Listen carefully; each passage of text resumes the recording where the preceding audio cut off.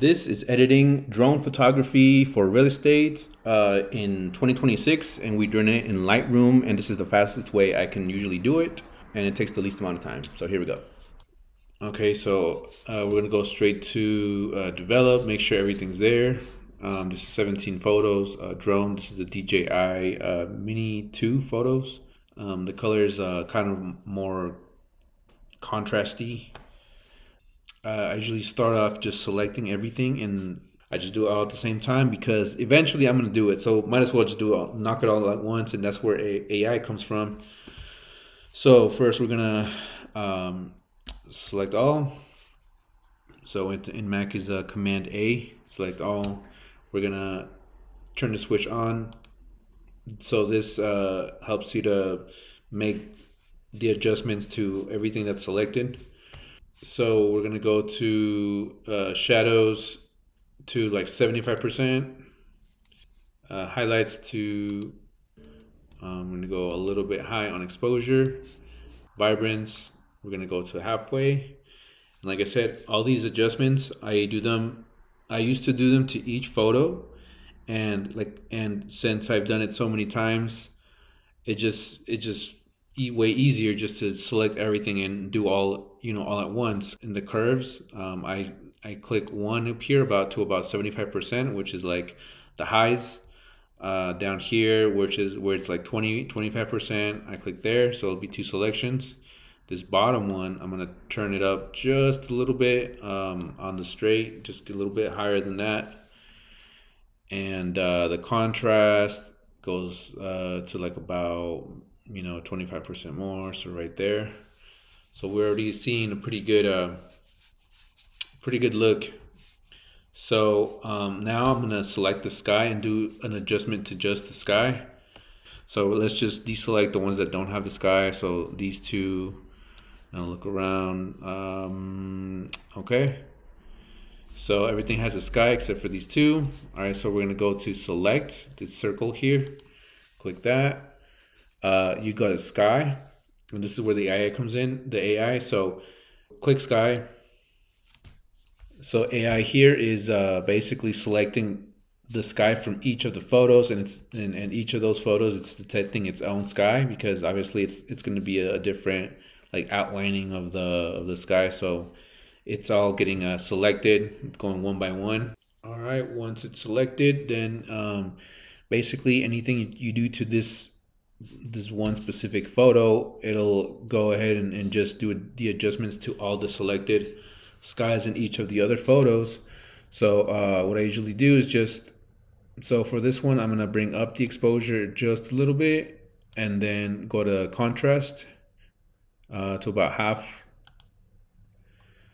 And I think that's where I'm gonna keep it at. Maybe for this one, I'll probably do a little bit more saturation just to give it more of that blue look. And okay, so now I'm gonna deselect everything, make sure it's not synced. And now we're just gonna go one by one and just do an adjustment. Here we're gonna erase the car. We don't want the car in the shot here, so we're just gonna select that. Make sure this is selected. That's the AI tool. Select it right. Make sure everything's all covered up. You go to apply. Now we're gonna go back to the first option here. Bring up a little bit on the exposure. I guess we'll bring up all the shadows right there. Maybe bring this up just a little bit. Cool. All right. So that's pretty good looking as far as color goes. Now this is for drone photos. I don't see a lot of people do this, but we're going to do a sort of a transform and the way we find that out is like see this straight line right here, that's the wall. We're gonna make sure this is completely straight. So whatever's in the center of the photo, that has to be completely straight up and down. So we're gonna turn this rotation until we see it aligned with the grid there. So that looks pretty straight, pretty aligned. All right, now we're going to adjust the vertical so we can adjust the sides, the straight lines that are on the sides. Like for example, some of these poles or this wall right here. So we're gonna adjust everything, make it straight, up and down. That's pretty good. And then let me just unrotate just a little bit. Okay, cool. Now we're gonna constraint crop. I suggest that we do this constraint crop to all of them because you're gonna wanna keep that on for everything. So let's go Command A, select everything, and then turn this on, sync. So auto syncs everything, and then just turn this on. That way the constraint crop will go to all of them too. All right, I see no problem there. Let me just kind of turn it down a little bit. Make it a little bit more center right there. Oh, you know what? So this is something that happens to me a lot. So whenever, don't forget to turn this off because now we're working on individual photos. So if you don't turn this off, it's gonna adjust everything, and then you're gonna figure out later that it's all looking weird. So turn this back off, and then I'm gonna Command Z to just kind of go back in time before I did the. Right, that looks pretty good. Now we're gonna go click that. Maybe a little bit higher, give more sky. People, the sky is more interesting than the ground. So there you go, bam. All right. All right, so there you go. Let me just adjust some sky here. So it's selected, the sky already cool. We can bring it up, bring up the contrast, you mean. We're gonna go to transform. Okay, I'm looking at these two right here are pretty center of the photo, so I'm gonna focus on these two.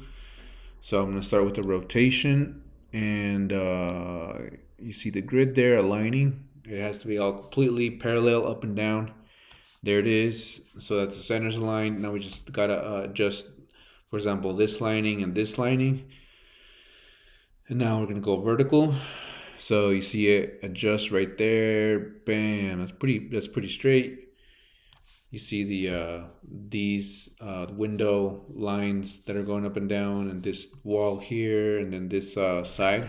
So real quick, the reason why we have to line the sides of the walls and basically all the straight architecture to the graph is because in real life, people automatically do that in their minds. They see something straight and they perceive it as straight. But if they see a photo and they see the angles and the perspective that's all kind of warped, you know, whenever you see people take bad photos, everything's all warped. You want to make sure that they know that this is a straight place. I mean, that way they can perceive it as real life versus a photo. So that's just the reason why we have to straighten everything to the graph. Right. Right about, yeah, right there. That's pretty good. Cool. That's what it is. It looks pretty good. And then I do see this kind of a curve right here. That's a good way to adjust that. It's more of like a sideways turn. So we're gonna go horizontal, and then we're just gonna go a little bit to the left, just to get rid of some of that extra turn.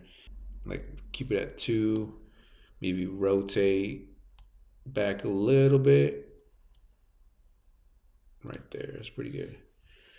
All right, that's their photo. I might go down just a little bit just to get some focus back onto the house, not so much the sky. So right here, I'm gonna go up on the lows. I don't know if I already adjusted, but there you go. Highlights down. Let's bring everything up. I think that's probably good right there. So these are all just preference. You know what? I might generative remove right here with this first one clicked. I might take this car out.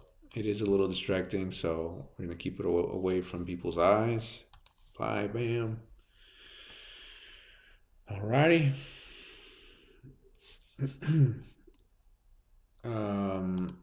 Here's another good one to see. I'm gonna go click 8. This one's interesting. Straight down shot. You definitely want to get this for any drone photo shoot that you do, or that have that if you do hire some a drone photographer, make sure to have him include this shot. I mean, as a drone pilot from experience, it's just kind of like a no-brainer. You know, always include one of these bird's eye views. It helps for a lot of things. You know, like structure of the house. You can do like a little what do you call that? Like a diagram of the house from the inside. Do cool stuff. You know, obviously, you can see where the pool is. You can make like a map, things like that. I'm gonna erase this car here. We don't want that. Maybe these trash cans too. All right, go to apply. And these transform changes that I did, close that out. Transform changes. I'm just adjusting basically the same theory. Make sure the street is completely up and down. So we just want to attach it to the grid. This one here, this whole line right here, it is a little bit off. Let me just adjust it just a little bit. Bam, right there. That's cool. There's a little bit of a bow. I don't know if you really care that much about it, but sometimes I get a little OCD. So I'm gonna adjust that bow. And by bow, I mean like sometimes it looks like it's bowing in. So I just undo it by this lens correction distortion. So you can sometimes things look bowed, they don't look straight. Even though they're like that already, you could always just adjust it just a little bit so it looks more straight and looks more pleasant to the eye. And there you go. There's that. Let me just give it some more vibrance here. I'm gonna bring this up right there. Bring up some of the shadows. Go everything up right there. Cool, cool. Alrighty, that looks cool. Once you're done editing the whole thing, we're gonna go to just make sure everything's selected. So we're gonna go Shift A, select everything. Okay, so we're gonna go to right click on your mouse, export. Here's the export window. I like to go to export to specific photo. In my case, I'm gonna go choose. I'm gonna go to Pueblo, and I already did my session here. I export it, but you would go to choose, and then you would go make sure any folder you need. I don't have a subfolder. I don't need an extra folder inside a folder, so I'm not gonna click that. You could add to catalog if you want. I go to file naming, and just make sure everything's the same. Just like a 1, 2, 3. I'm gonna go to just go to drone. I already did a session. That's why it's saved. So this is important for agents. I don't know if you knew or not, but you might eventually be told by one. Try to limit your file size to 4000K, 4000K, which is about 4 megabytes. When they're uploading to MLS, it doesn't let them edit upload past 5 megabytes, which is 5K. I guess this is kilobytes. Export 4K or less. I would just say stick to 4K. It still keeps a pretty good, quality photo without it being too much in space and size. So that's the settings there. You click the export, and there you go.